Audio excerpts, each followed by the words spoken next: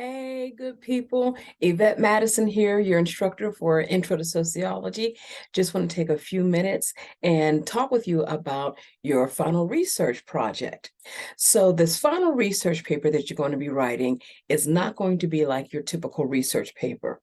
What you are going to be doing for this assignment is I want you to analyze a specific social problem that you may have an interest in, or something that may make you scratch your head and ponder and ask the question, what if? Now, when I speak about a specific social problem, I don't want you just to identify, say, for example, a topic such as child abuse, as I have on the instruction sheet. But I want you to be very specific when you speak about child abuse, and maybe you're looking at child abuse in single parent families or child abuse in middle America. Like, I really want you to hone in and be specific on the issue and the population that you're going to be looking at for this final research project.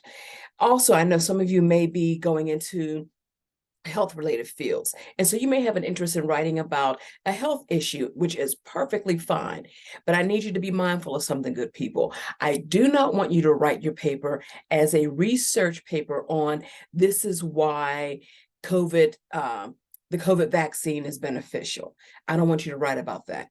I want you to write about the social implications of why we need to use the COVID vaccine, or why the COVID vaccine is something that we're focusing on. Like the example that I gave you in the written instructions focuses on looking at our growing aging population. And we talk about the unfortunate disease of Alzheimer's or dementia.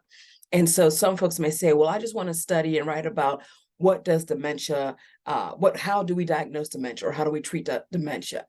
I don't want that information. Save that for your health science class. What I want you to focus on is, what are the sociological impacts, or what is the impact on social functioning that dementia may have on a family unit, that it may have in a social circle, such as your civic organizations, or even in just doing simple family outings? What's the impact of that diagnosis? And are we prepared to address that from a social perspective? So when you're writing your paper, again, I want you to identify a specific problem. I want you to be as specific as you can, and identify also the paradigm that you want to focus on when doing your research. Be mindful, we reviewed this in chapter 1, and in each chapter we go through, we talk about the 3 sociological paradigms: structural functional, symbolic interaction, or social conflict. So I need you to really think about what you're thinking about when you're doing your research. Now, with this paper and with this analysis, you are required to use a minimum of 5 resources, a minimum. Now, you can, of course, go above and beyond, but you have to have a minimum of 5. And these 5 resources must be academic journals, peer-reviewed articles. One resource can be from a popular website, such as Time Magazine or People Magazine or something like that. But the other resources must be from scholarly journals and peer-reviewed articles. Okay, when you're writing this paper, so you're going to see on the instruction sheet, and let me show you, because I like to demonstrate. Here is, oh, that is not a good picture, y'all. That's the front of the instruction sheet, but then ta-da, there's a second page to this. So make sure you flip it over, good people, so you read all of the instructions. When you are writing your paper, I need you to be mindful of the information that needs to be contained in your document. Your paper is going to contain information that identifies and talks about the social problem that you have, that you've been researching. You're going to be looking at the etiology, the who, what, when, where, and why. Looking at the frequency. I'm sorry, I had a brain cramp there. Looking at the frequency of the problem. You're going to talk about the trends that may be evident in the social problem. I want you to look at this and talk about the information that you found out, but also put a little bit, just a little dash, y'all, of your thoughts on this social problem. This is not a paper that should be 100% commentary, your thoughts on the problem at all. Don't go in that direction, y'all. I need you to back up your thoughts, back up the information that you're finding with the resources that you have.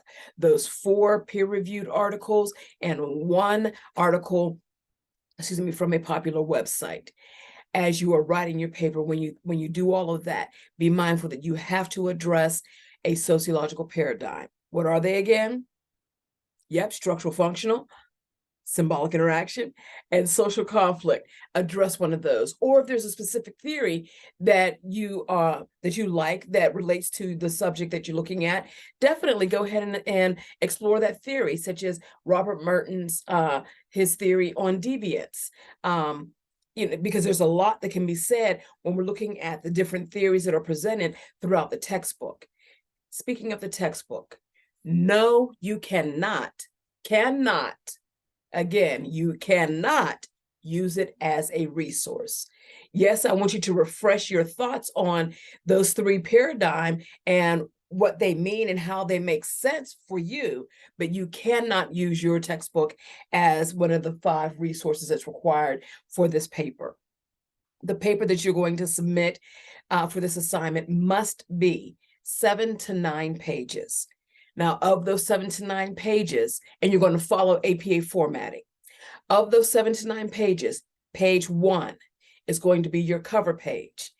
On that cover page, you must have a running head and page number typed in the header of the page, not the top margin, good people, but in the header. When you type it in the header of the cover page, it will appear on every preceding page. All right, so page 1 is your cover page. Pages 2, 3, 4, 5, and 6 are going to be your content pages, where you're going to have all of your information that you've researched in there. You do not, I repeat, you do not and should not include an abstract. That is not required for this paper. Please, please, please, please, good people, make sure you use the appropriate citations and the appropriate referencing when following APA formatting. Make sure that you review that information on the college's library page. Seek out assistance in the tutoring center if you need that, or use the online tutoring resources for the writing, or for the organization, I should say, and formatting of your paper. I do not want to fail you for plagiarism. But if you intentionally plagiarize, that is a reportable offense, as it falls against the college's academic integrity policy. I don't want to fail you, but if you intentionally plagiarize, again, that is a reportable offense, and you will receive a failing grade on this paper. Okay, so again, this is going to be a 7 to 9 page paper. Page 1 is your cover page. Pages 2 through 6 are going to be your content. And then page 7 is going to be your reference page. Good people, I need you to make sure you label this. The heading should be references, not we're excited. We're excited is MLA. And that's all right. So we're just trying to get on the same page, y'all. All right. So when you're writing this paper, make sure you read it, you proofread it for spelling errors, grammatical errors, because you will be losing points in that area as well. There is a grading rubric that I'll be using that is also posted with this assignment, so you're able to view that grading rubric. Excuse me, I'm sorry. This paper has a posted due date. There are no extensions for this paper. So by all means, please do the best that you can to begin the paper early and to post your paper by the posted due date. You are also required to have a discussion board post to talk about the research that you did for your paper. Be mindful that you must also participate and reply to 2 posts made by your peers. All right. So the final thing that I want to talk with you about for this final research paper is that I really want you to think beyond the obvious. I encourage you, good people, I encourage you to truly think beyond what the foundation may have established for you and ask the question, what if? What if I tweaked one of these variables that's contributing to the social problem?